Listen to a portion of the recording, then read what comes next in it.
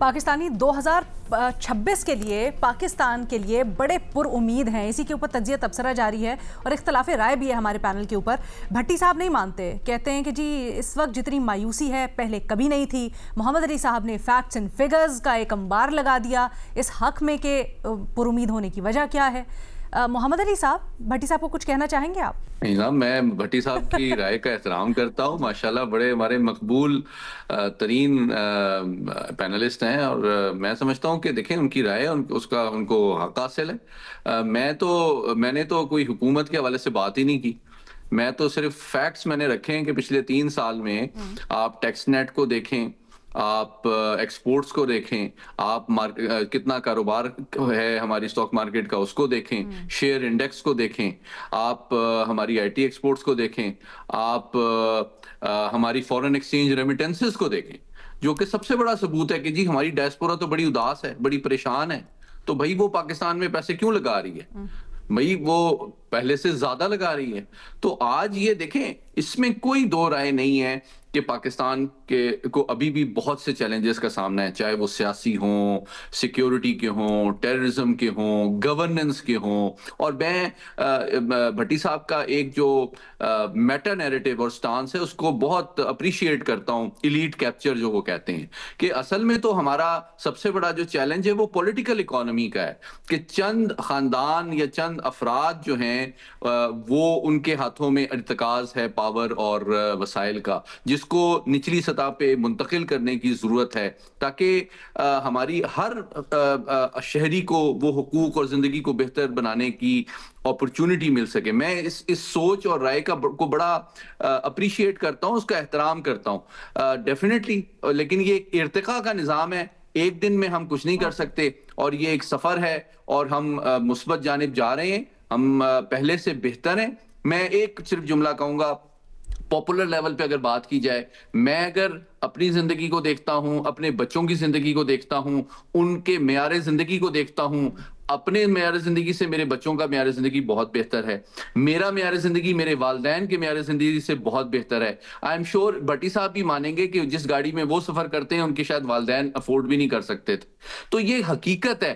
ہمارے بچوں کے پاس کا جو لائف سٹائل ہے وہ پہلے پاسبل نہیں تھا. مسائل ہیں لیکن یہ ایک ارتقاء کا سفر ہے, اس کو ڈسرپٹ نہیں کرنا چاہیے. بٹ یہ جو آپ نے ایگزامپل دیا سر, کیا یہ درست ایگزامپل ہوگی اس سیناریو میں؟ میں یہ بھی پوچھنا چاہتی ہوں اور بھٹی صاحب کے پاس ہی لے کے جاؤں گی, پھر I'll come back to you. دیکھیں میں تو اپنی ایگزامپل سب سے سامنے رکھ رہا ہوں نا. میں سمجھتا ہوں کہ میں نے دیکھا ہے کہ آپ گاؤں میں بھی جائیں, شہروں میں جائیں, معیار زندگی میں ایک نمایاں تبدیلی آئی ہے. اچھا, اور وہ آ رہی ہے. لیکن ایک اور بات, میں تھوڑا سا بسط احترام, شاید آپ کو میری رائے سے اختلاف ہو اور آپ سب کو ہوگا. دیکھیے میں سمجھتا ہوں کہ ہمارا جو پاکستان میں ایک انداز فکر ہے نا, وہ حکومت سے بہت زیادہ توقع بھی لگاتے ہیں اور حکومت کو بہت زیادہ بلیم بھی کرتے ہیں. میں یہ سمجھتا ہوں, میں 18-19 ملکوں میں گیا ہوں, میں نے دیکھا ہے کہ ایک بندہ جو کچھ کرنا چاہتا ہے نا وہ کر سکتا ہے, چاہے وہ امریکہ میں ہو, چاہے وہ افغانستان میں ہو, چاہے وہ ترکی میں ہو. اگر آپ اپنی زندگی کو بہتر بنانا چاہتے ہیں, اگر میں نے تعلیم حاصل ایک غلط ڈگری لی ہے جس کا کوئی فائدہ نہیں ہے اور مجھے روزگار نہیں مل رہا, تو مطلب یہ حکومت کا قصور تو نہیں ہے کہ میں نے بڑے انٹرسٹنگ پرسپیکٹیو آپ دے رہے ہیں سر. میں جاننا چاہتی ہوں واپس آ کے کہ پھر اگر عوام بہتر ماحول کے لیے, سازگار ماحول کے لیے حکومت سے توقعات نہ لگائے تو کس سے لگائے؟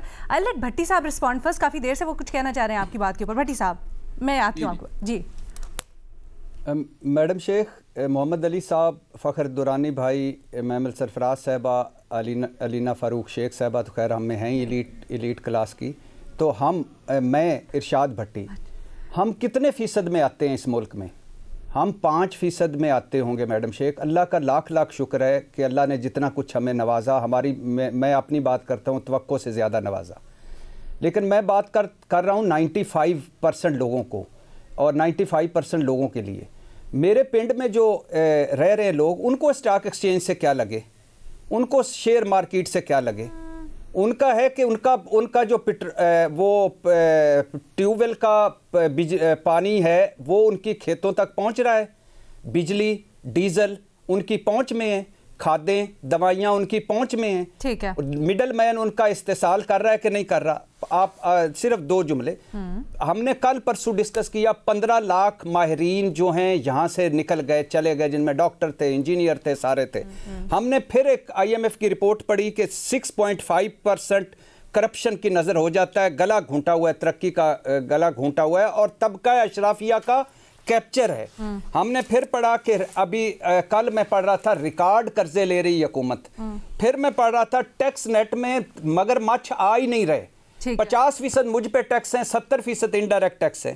پھر ہے کہ 550 ارب کی پچھلے سال بجلی چوری تھی, اب وہ 750 ارب تک پہنچ گئی ہے.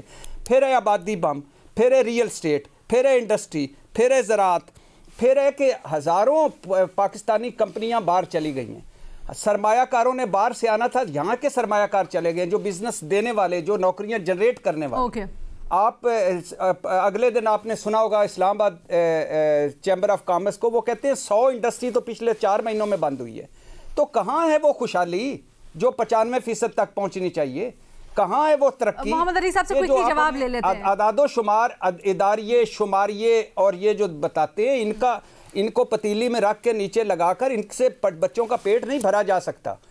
جلدی سے جواب لیتے ہیں کیونکہ نا ٹائم بڑا کم رہ گیا. میں چاہتی ہوں ذرا سب ایک دفعہ اپنی رائے کا اظہار کر دیں. محمد علی صاحب سے جواب لیتے ہیں, پھر فخر کے بعد محمل کے پاس بھی جانا ہے. جی مختصراً میں صرف یہ کہوں گا, دیکھیں میں احترام کرتا ہوں بھٹی صاحب کی رائے کا, لیکن میں یہ سمجھتا ہوں کہ ساری ذمہ داری جو ہے وہ حکومت پہ یک طرفہ طور پہ ڈالنا مناسب نہیں ہے. اور یہ کسی بھی حکومت پہ, یہ نہیں کہ میں کوئی موجودہ حکومت کا دفاع کر رہا ہوں.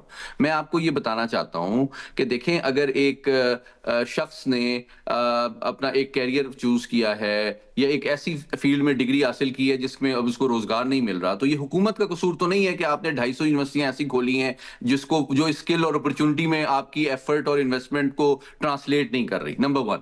دوسری بات یہ ہے کہ آگاہی اور شعور بڑھانا ڈیفینیٹلی ہماری ایجوکیشن سسٹم کا حصہ ہے. تیسری بات, میں سیاسی جماعتوں کی اس سوچ سے ڈیفینیٹلی متفق نہیں ہوں کہ آپ نے روزگار دینا ہے. روزگار دینا جو ہے یہ حکومتوں کا کام نہیں ہوتا. جمہوری فیر انف, یہ والا پوائنٹ آپ کا فیر انف, لیکن آپ نے اس کے وسائل پیدا کرنے ہوتے ہیں, اس کے اسباب پیدا کرنے ہوتے ہیں کہ وہ جو بھی کاروبار ہو یا لوگ اپنی زندگی کو بہتر بنانے کے مواقع ہیں, بزنسز یہاں پر آ کے لگائیں لوگ. ایگزیکٹلی. لیکن سر کیا وہ ہو پایا یا نہیں ہو پایا, یہ بھی تو اب دیکھنا ہے نا.